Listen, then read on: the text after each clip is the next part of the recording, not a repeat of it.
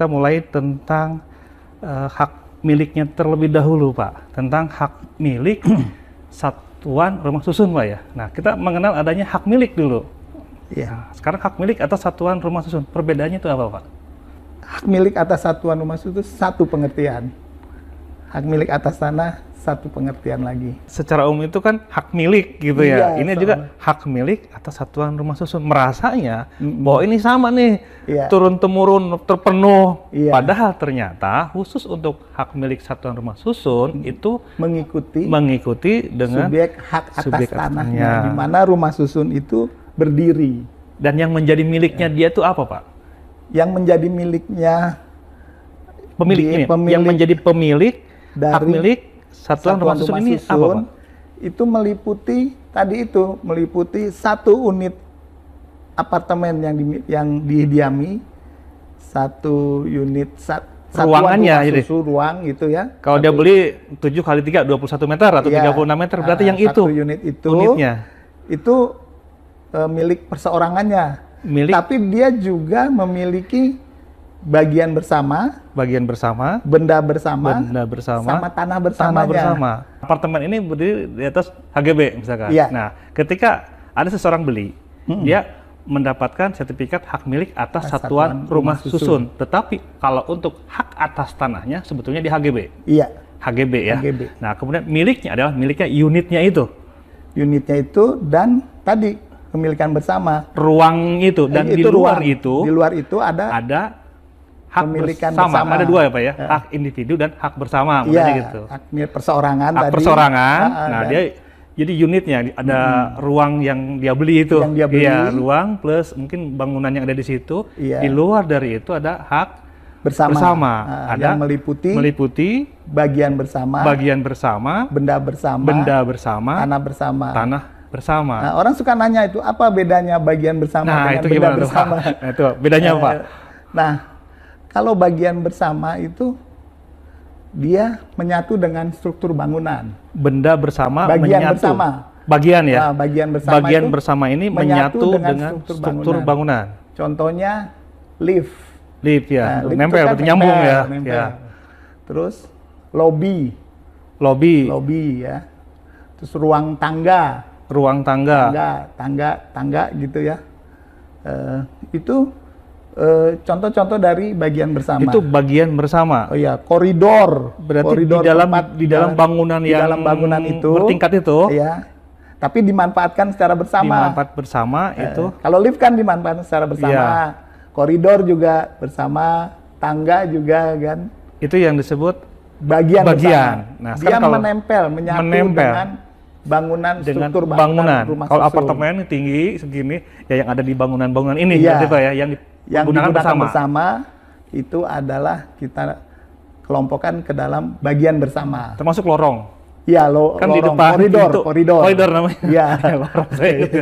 Kan ada pintu pasti ada tengah-tengah itu lorong, koridor ya. Koridor. Nah, itu adalah bagian bersama. Nah, kalau benda bersama apa, Pak? Kalau benda bersama, dia biasanya berada di atas tanah bersama. Di atas tanah bersama. Contohnya ada fasilitas lapangan tenis. Berarti kita ini dulu, tanah bersama dulu, Pak. Tanah bersama itu apa, Pak? Tanah bersama itu adalah tanah tempat berdirinya rumah susun. Lingkungan rumah susun. Kalau tanahnya ada 1 hektar misalnya. Ada gedungnya berdiri di atas tanah 1000 meter. Berarti tanah umpamanya tanahnya 1 hektar. Tanah 1 hektar nih. Iya. Gedungnya 1000 meter misalnya. Gedungnya kan tower-tower gitu, bisa lebih dari 1 tower gitu ya. Bisa lebih dari 1 tower. Nah, lingkungan rumah susun tadi itu adalah tanah bersama. Gitu. Tanah yang 1 hektar itu? Iya, yang 1 hektar itu. Bersama dari semua tower ini? Iya. Ada 4 tower, berarti 4 tower ini dalamnya berada dalam satu lingkungan tanah bersama. Itu disebut tanah bersama. Iya. Baik lagi. Nah, di atas tanah bersama itu biasanya ada fasilitas-fasilitas kan? Seperti tadi saya sebut, ada lapangan tenis. Ada lapangan tenis, ya betul. Atau ada tempat bermain anak. Kolam renang juga. Atau kolam renang. Iya, betul. Nah, itu kan. Nah, itu kita sebut sebagai benda bersama. Itu benda bersama. Ya. Nah, benda bersama ini juga kan menjadi milik bersama, gitu kan? Menjadi milik bersama. Milik dalam arti bukan penguasaan berarti ya? Iya, dikuasai secara bersama-sama, dinikmati secara bersama-sama. Ya, dinikmati secara bersama-sama. Nah, itulah kalau kita membeli satu unit apartemen, sebetulnya kita juga membeli yang bersama tadi. Nah, itu mungkin Pak yang perlu kita bantu jelaskan kepada Sobat ATR BPN ini. Ini memang membawa konsekuensi juga. Di samping itu sebagai hak kita, kita juga punya kewajiban untuk mengelola benda bersama, bagian bersama maupun tanah bersama. Nah, ini mengelola ini menjadi kewajiban dari para pemilik HM Sarusun. Para pemilik. Kalau pemiliknya ada 1.000 orang, 1.000 orang itu bertanggung jawab terhadap pengelolaan dari benda bersama maupun bagian bersama. Contohnya lift yang dipakai lah Pak ya. Lift yang dipakai itu kan untuk bersama itu. Umpamanya lift itu mengalami kerusakan atau harus diservis secara berkala, maka beban dari biaya yang keluar dari perbaikan maupun servis lift tadi itu menjadi beban dari seluruh pemilik HM Sarusun. Beban dari semuanya Pak? Dari 1.000 orang itu? Iya. Nah itu beban besarnya berapa ditentukan oleh nilai perbandingan proporsionalnya. Nilai proporsional ya. Kan ada NPP. Jadi kalau kita nanti dapat sertifikat HM Sarusun, di dalam buku tanah HM Sarusun itu tercantum itu NPP-nya, nilai perbandingan proporsional. Di samping kita punya luasan, umpamanya kita beli seluas 36 meter persegi dengan nilai perbandingan proporsionalnya umpamanya 0,05 berapa gitu. Nah itu NPP itu adalah angka atau besaran yang dihitung berdasarkan luas unit satuan itu dibagi dengan luas total unit satuan gitu. Jadi luas keseluruhan angka keseluruhan itu kalau dijumlah 100% gitu lah Pak. Jadi kalau 1.000 orang ketika ada yang rusak bukan berarti salah satu yang bertanggung jawab, berarti 1.000-1.000-nya karena masing-masing ada proporsional tadi. Perlu ada pengelola berarti sebetulnya Pak ya? Perlu. Nggak bisa sendiri. Makanya di undang-undang tuh mengharuskan developer nanti yang membangun ya untuk membentuk yang namanya perhimpunan penghuni. Perhimpunan penghuni. Isinya adalah para penghuni yang ada di situ. Para pemilik maupun penghuni satuan rumah susun. Harus orang yang di situ sebagai pengelolanya atau bisa orang lain yang dipercaya untuk mengelola oleh seluruh anggota yang ada di rumah itu? Itu gini Pak, perhimpunan penghuni ini dibentuk lebih dahulu. Dibentuk perhimpunannya. Nanti ada ketua, ada pengurusnya lah. Ya. Ada ketua, ada bendahara, ada sekretaris gitu. Paling tidak itu. Nah ini nanti karena dia mungkin awam dalam mengelola gedung ya, bisa menunjuk itu Pak, pengelola. Oh bisa menunjuk. Badan pengelola. Badan pengelolanya. Untuk mengelola yang tadi, bagian bersama, benda bersama, tanah bersama, agar tetap terjaga fungsinya. Berarti menunjuk ya, karena kan yang sekian orang ini kan sibuk semua nih, berarti yang ditunjuk bisa ini ya dia akan mengelola. Iya. Beda kan Pak kalau di perumahan biasa, di rumah-rumah pemukiman, gitu ya. Itu kan ada Pak RT, ada Pak RW, ada iuran RT, ada iuran RW. Nah, kalau ini ada yang namanya iuran pengelolaan. Nah, berarti iuran pengelolaan. Nah, RT RW tetap ada mungkin ya? RT RW tetap ada.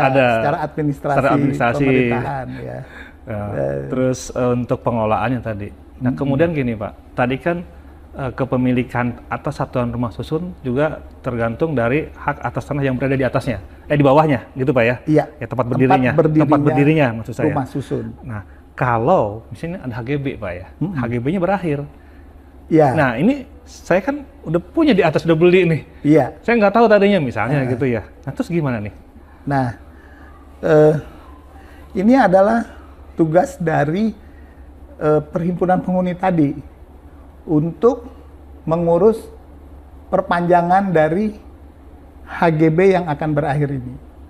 Nah, tentunya di sana juga ada biaya-biaya yang harus dikeluarkan. Iya. Nah, kewajiban itu ditanggung bersama yang seperti tadi, berdasarkan nilai perbandingan proporsional, berdasarkan nilai NPP dari setiap pemilik HMSA rusun. Gitu, Pak. Oh, gini, Pak. Misal begini, Pak ya. HGB itu kan ada jangka waktunya. Contoh, misalkan berapa tahun ya? 25 tahun ya, Pak ya? Ya, ada yang 30. Misalkan masih 25 tahun ketika seorang membeli. Orang pertama nih. Orang kedua belinya ketika tinggal 20 tahun. Iya. Kemudian ada orang-orang yang terakhir-terakhir ini belinya ternyata tinggal 5 tahun lagi nih si tanahnya ini, HGB-nya ini. Ini gimana, Pak? Sama atau gimana nih nanti untuk prosesnya? Kalau proses perpanjangannya sama ya. Jadi satu kesatuan ya? Harus bersama-sama diurus. Bersama-sama, gitu, karena tanah tempat berdirinya kan? Iya, karena tanah tempat berdirinya. Sekarang saya belum beli, udah tenang nih, hak milik ternyata atau ada satuan rumah susun gitu ya. Katanya ini ada perpanjangan. Nah, ini kan perlu disampaikan juga. Itu perlu diantisipasi. Antisipasi ya. Jadi inilah untuk para konsumen rumah susun juga harus memahami ini ya. Aspek hukumnya. Aspek hukumnya, betul. Aspek hukum Pak. Dari kepemilikan ya. Jenis-jenis hak yang bisa berdiri rumah susun di atasnya. Antara lain tadi hak milik, hak guna bangunan, hak pakai atas tanah negara, dan juga hak pengelolaan. Jadi hak guna bangunan di atas hak pengelolaan. Nah, kalau rumah susun yang kita beli itu berdiri di atas tanah hak milik, maka tidak ada kewajiban atau beban untuk memperpanjang hak atas tanahnya. Karena hak milik atas satuan rumah susun yang kita miliki atau kita punyai, itu hak atas tanahnya hak milik. Hak milik itu hak terkuat dan terpenuh atas tanah. Dia turun-temurun, ya, bisa dialihkan ke orang, tidak punya jangka waktu. Berbeda dengan hak guna bangunan atau hak pakai. Itu ada jangka waktunya. Nah, kalau konsumen ini membeli satuan rumah susun atau satu unit apartemen yang rumah susunnya berdiri di atas tanah hak guna bangunan atau hak pakai, maka konsekuensinya adalah ada beban suatu saat kalau hak atas tanahnya itu, jangka waktu hak atas tanahnya itu berakhir, maka harus ada kewajiban untuk memperpanjang hak tersebut. Nah, ini harus dilihat, diperhatikan. Kalau beli apartemen atau rumah susun, ternyata hak atas tanahnya jangka waktu berlakunya tinggal 5 tahun gitu. Kan kita baru beli, sudah mahal. Begitu 5 tahun ada beban lagi untuk dibebani memperpanjang. Walaupun itu dibagi secara proporsional tadi kan besarnya. Jadi biaya yang timbul dari biaya perpanjangan hak tadi dibebani secara proporsional. Perlu antisipasi lah gitu ya. Paling nggak perlu antisipasi gitu. Iya. Demikian juga kalau yang hak guna bangunan atau hak pakai yang di atas hak pengelolaan.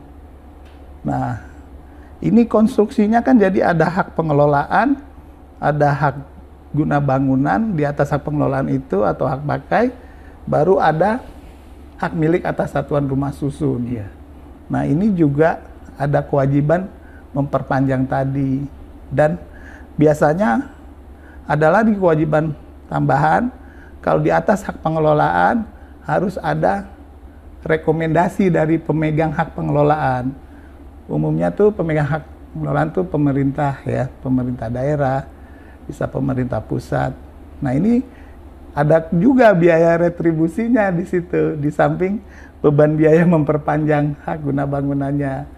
Nah ini harus dipahami juga Pak Nandang ini dari para konsumen. Jadi memang konsumen itu atau kita masyarakat juga harus sedikit banyak mengetahui status dari tempat berdirinya rumah susun atau apartemen yang akan kita beli atau yang kita miliki. Sehingga mengerti, paham apa yang menjadi hak dan apa yang menjadi kewajibannya. Serta beban-beban apa saja yang harus ditanggung di kemudian hari gitu pada saat dia sudah menjadi pemilik dari AM Sarusun tadi. Oke, jadi prinsipnya ketika akan membeli kita akan membeli satuan rumah susun, maka kita perlu antisipasi, perlu tanyakan sebetulnya haknya apa, kira-kira hak atasnya apa, kemudian perpanjangannya kira-kira berapa lama lagi, dan juga paham juga tentang tadi ada yang namanya tanah bersama, ada benda bersama, ada bagian bersama, gitu, dan mereka harus paham. Dan juga sebetulnya prinsipnya sama Pak ya, ini juga bisa dijual belikan Pak ya. Iya, bisa HM Sarusun tadi bisa diperjualbelikan. Bisa juga sama seperti digadaikan juga bisa ya, diagunkan juga bisa kan, ya. Dijaminkan juga bisa artinya. Kemudian tadi juga kita juga perlu memahami ada yang namanya perhimpunan tadi ya, perhimpunan penghuni. Ini juga penting ketika ada hal-hal yang mungkin perlu diselesaikan secara bersama gitu Pak ya, termasuk ketika perpanjangan. Jadi tidak perlu khawatir dengan membeli rumah susun atau apartemen ini, karena untuk perpanjangan pun tentunya ada ketentuannya. Ya, ada ketentuan, hanya perlu diantisipasi saja pembiayaan dan juga tidak berpikir bahwa hak milik ini seolah hak milik yang sama dengan hak milik atas tanah di yang kalau hak milik atas tanah kan nggak ada perpanjangan lagi. Oke, itu Pak. Tiba-tiba itu prinsipnya Pak. Kita punya hak milik atas satuan rumah susun, kok masih harus memperpanjang? Nah, itu yang ternyata kita sampaikan. Rumah susun itu berdiri di atas tanah hak guna bangunan atau hak pakai gitu. Umumnya hak guna bangunan, kebanyakan. Gitu.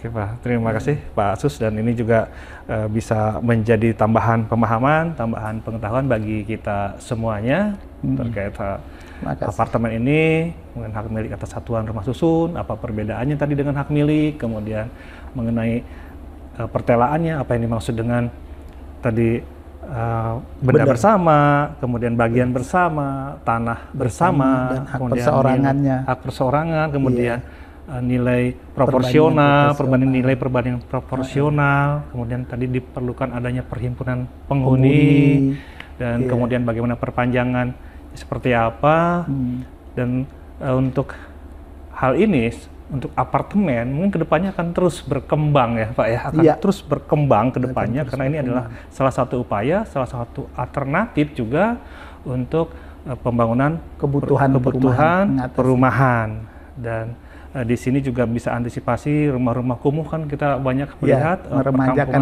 lingkungan yang rumah kumuh kita bangun dengan apartemen, tentunya apartemen yang memenuhi syarat dari berbagai hal, dan juga tadi mengenai statusnya hak atas tanah juga ada kejelasan gitu Pak ya. Iya, Undang-Undang Nomor 20 Tahun 2011 tentang rumah susun itu ada 4 jenis rumah susun itu. Ada rumah susun umum, rumah susun khusus, rumah susun negara, dan rumah susun komersial. Nah, rumah susun umum ini adalah rumah susun yang diperuntukkan untuk masyarakat berpenghasilan rendah. Jadi biasanya target konsumennya tuh menengah ke bawah ya Pak. Dan biasanya dibangun oleh pemerintah. Yang mana tuh Pak? Di antara yang rumah susun umum. Ada, saya ulang lagi Pak. Rumah susun umum. Iya, rumah susun khusus. Rumah susun khusus. Sama rumah susun negara. Rumah susun negara. Satu lagi rumah susun komersial. Rumah susun komersial. Yang banyak kita bahas tadi itu adalah rumah susun komersial. Kalau yang rumah susun umum itu biasanya dibangun oleh pemerintah untuk memenuhi kebutuhan perumahan bagi masyarakat berpenghasilan rendah. Nanti mereka dapat hak juga? Iya, dapat sama. Sertifikat hak milik? Dapat. Juga sama, hak milik satuan rumah susun juga. Kemudian yang kedua yang khusus? Cuma harganya kan lebih rendah karena ditentukan oleh pemerintah harga jualnya. Kemudian yang kedua tadi yang khusus? Kalau yang khusus itu dibangun khusus untuk kebutuhan tertentu, Pak. Contohnya? Misalnya yang sudah terjadi itu, yang saya tahu itu rumah susun untuk manula. Nah, untuk manula. Jadi isinya manula semua tuh, Pak? Isinya manula. Itu dibuat rumah susun khusus untuk manula gitu. Pengelola juga ada nanti, Pak ya? Iya. Itu mereka dapat juga? Atau mereka hanya disiapkan tempat hunian saja? Tempat hunian tempat saja. Hunian.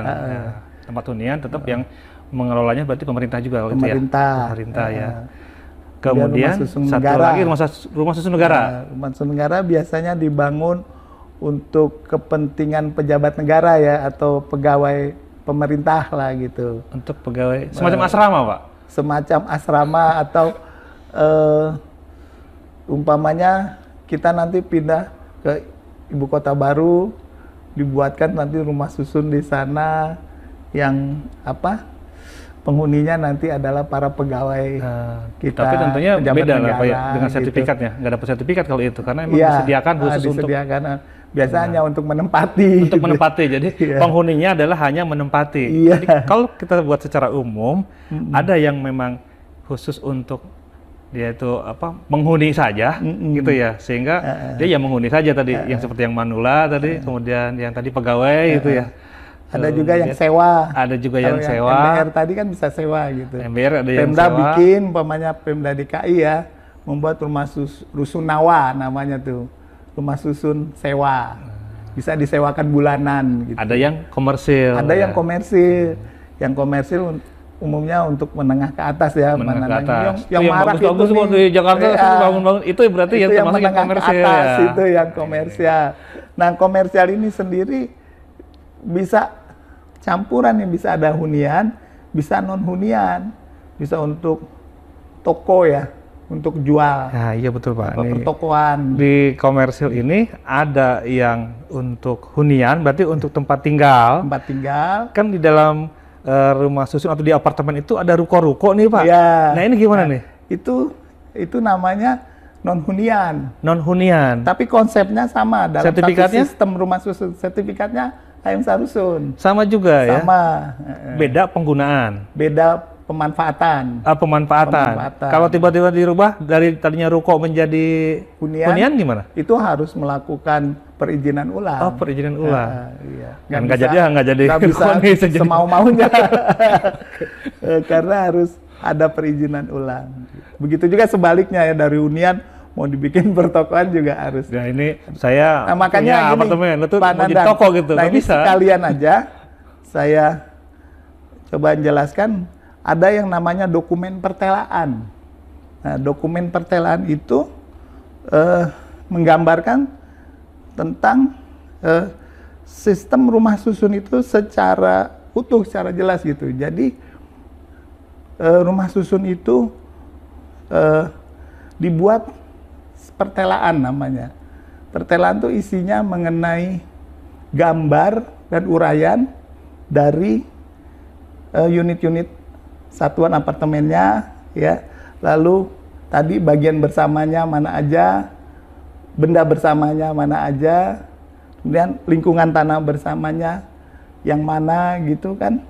Itu diuraikan atau dijelaskan dalam satu dokumen yang namanya pertelaan rumah susun.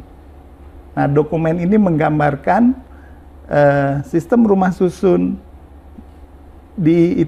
sistem rumah susun tertentu itu mana yang menjadi tanah bersama, mana yang menjadi bagian bersama, mana yang menjadi benda bersama, dan mana yang menjadi unit-unit apartemen, unit-unit satuan rumah susun yang bisa dimiliki secara terpisah.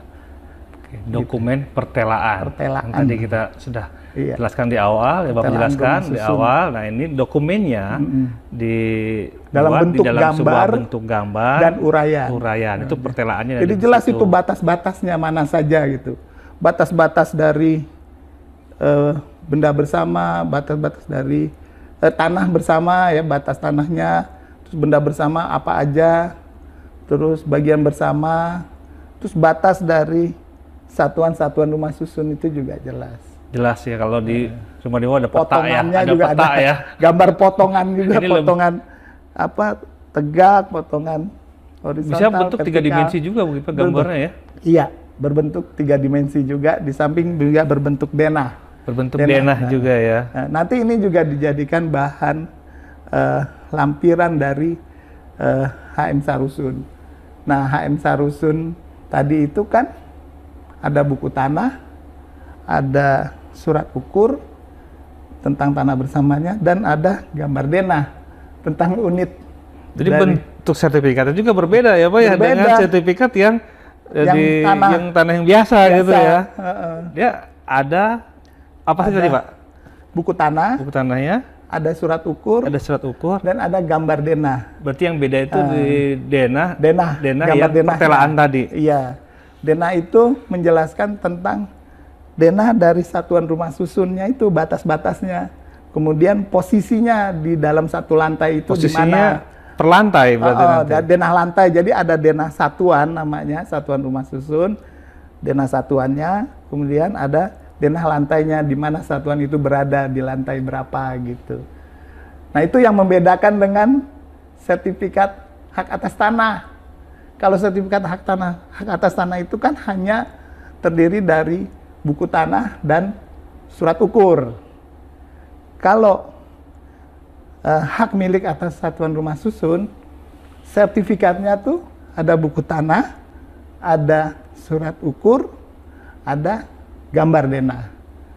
Jadi memang warnanya pun berbeda ini. Warnanya agak merah-merah pink gitu. Pink. Kalau yang hak atas tanah tuh hijau ya, hijau. Iya.